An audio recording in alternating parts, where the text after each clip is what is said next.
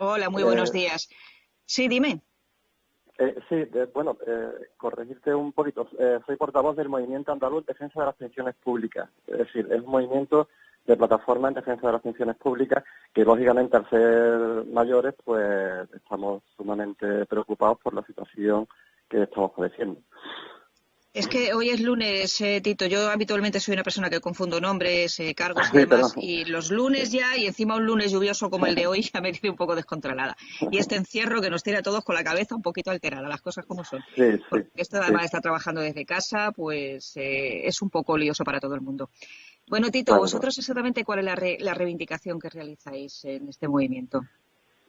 Bueno, en realidad lo que nosotros lanzamos una nota de prensa porque preocupado por una decisión que había tomado el Consejo del Gobierno andaluz de apertura de lo que son las admisiones a la residencia a partir de hoy, día 27 de abril, ¿no? Sí, nos preocupa porque, bueno, porque sabemos por la información que tenemos de residencias de toda Andalucía que existen carencias de protectores y existen carencias de material de protección para los trabajadores y trabajadoras, que si bien están la mayoría provistos de guantes y mascarillas, hacen falta otros medios de protección. Luego, también se trata de que, porque la medida es abrir a nuevas admisiones, ¿no? Es decir, cuando resulta de que las listas de espera a las residencias pues tardan, en la mayor parte de los casos, pues un año y demás. No entendíamos bien a qué se refería esa decisión y por qué se tomaba con tanta precipitación, ¿no? Es decir, creo que se podría haber esperado algo más, porque significa que se van a mezclar en la residencia donde ha habido incidencia sanitaria y demás, se van a mezclar pues personas mayores sanas con personas mayores que tienen determinados problemas. Que sí sabemos que dentro de la medida pues hay determinadas medidas para la reiteración de control sanitario, ¿no? Como es las pruebas de los PCR, con determinados días de antelación, 7 días de cuarentena, pero claro, hay un protocolo que sabemos que los protocolos pues, en determinado momento pueden fallar. Y al fallar el protocolo, pues tenemos que tener claro que estamos hablando de la salud de las personas mayores y en algunos casos, como ha ocurrido lamentablemente, de vidas humanas, ¿no? Ujú.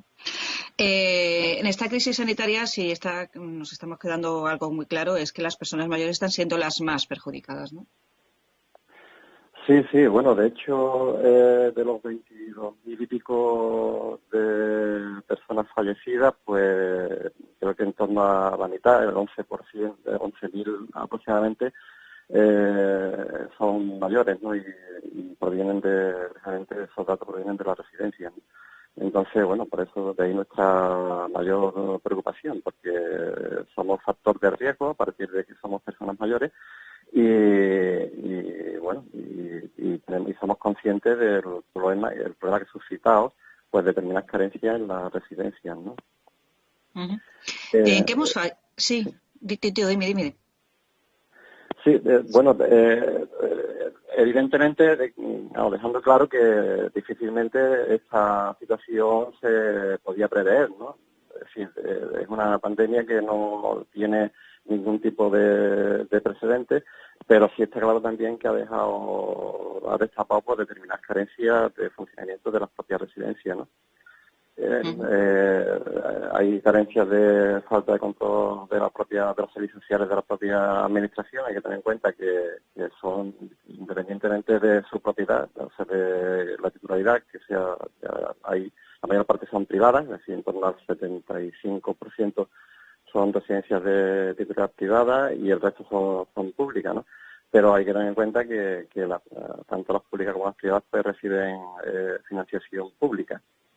Ujú. Entonces, bueno, pues se ha destapado tanto lo que es atención en la calidad, cumplimientos de ratios de personal con personal residente, falta de evaluaciones periódicas de los resultados, falta de transparencia a los familiares, en fin, había una cadena de situaciones que creo que nos debería, o por lo menos a las administraciones debería hacerle pensar de que concretamente este acuerdo de apertura de las admisiones a partir del día de hoy, día 27, pues por lo menos creemos que temerario, ¿no? Está claro, tú lo estás comentando perfectamente, que algo ha fallado en cuanto a las administraciones, en cuanto a las familias, en cuanto a las personas. Algo ha fallado porque las residencias, ahora se ha destapado con la pandemia pues la situación en las que muchos estaban atravesando, pero nadie hasta ahora había dado la voz de alarma. Era algo que nadie había prestado atención. ¿Cómo es posible en una sociedad como la actual que nadie haya puesto la voz de alarma sobre la situación en la que están atravesando muchas residencias de ancianos? Bueno, lo que pasa es que igual no se ha dado la voz de alarma a nivel global y eso, pero sí hay asociaciones de familiares, sí hay una asociación potentísima que es la FOAM, por ejemplo, la Federación de Organizaciones de Mayores de Andalucía, que sí ha estado trabajando y sí ha denunciado lo que son las situaciones de la residencia. Quizás no ha tenido el boato porque lógicamente son asociaciones y no son las propias administraciones, que debería haber tenido, pero que sí se ha denunciado y vamos, las propias administraciones y las direcciones de las residencias, pues, bueno, y los propietarios de las residencias sí saben que ha habido quejas. Hay quejas de todo tipo, ¿no? Ahora mismo, pues, precisamente están destapando y se están destapando precisamente denuncias anteriores, o sea que es evidente que, vamos, esto nos ha sorprendido a todos y bueno, y ya vuelvo a repetir, ¿no? Que es una crisis sanitaria sin ningún tipo de precedente, pero que sí es cierto que ha destapado pues todo este tipo de problemas y que es necesario corregir, ¿no? Urgentemente, porque estamos hablando de vidas humanas. Yo creo que es evidente que habrá un antes y un después, ¿no? Para las residencias de mayores, de personas mayores, después de esta pandemia, ¿no?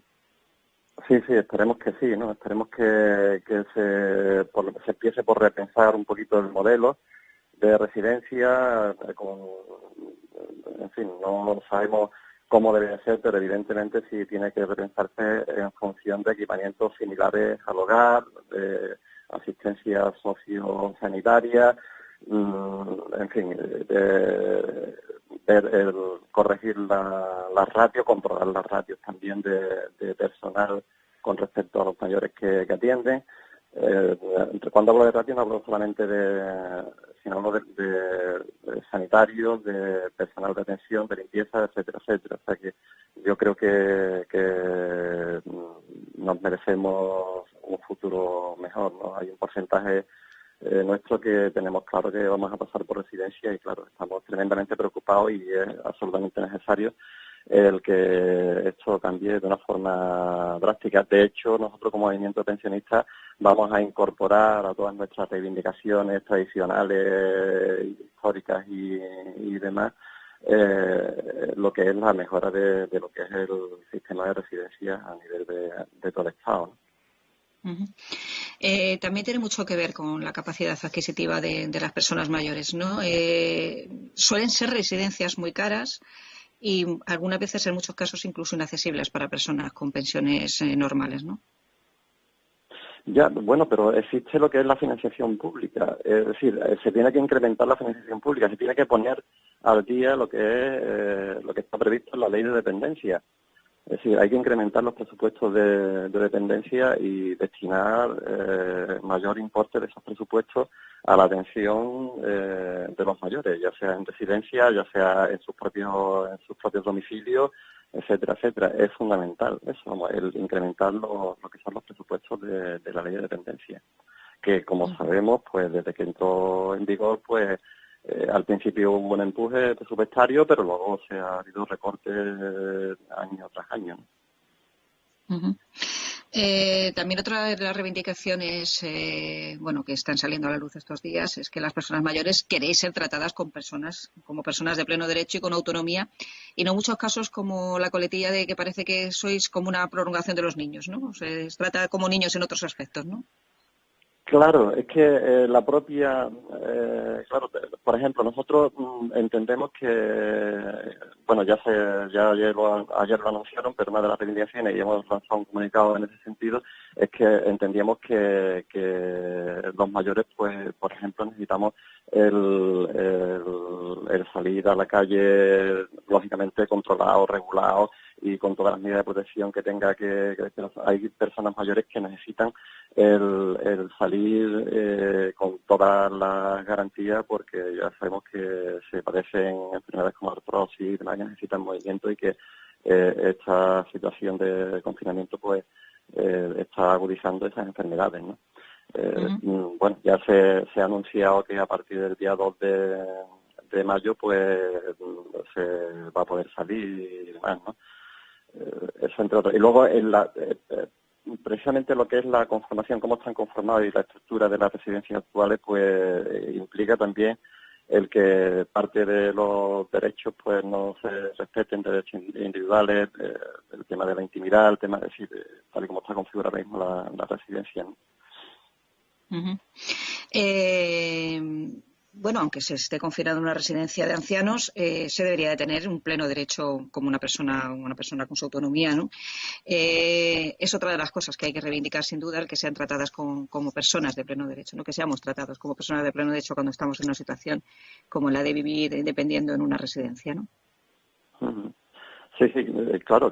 Es que lo que pasa es que tanto el espacio físico como lo que es la estructura, la organización de las propias residencias, a veces pues no se respeta ese tipo de situaciones, no se respeta, es decir, el hecho de una persona mayor, el hecho de que pasa a la residencia y tiene que convivir en una habitación con dos camas, con una persona que no la conoce ni nada, pues, de cierto modo, eso, la privacidad, pues, queda cercenada, ¿no? Queda un poquito...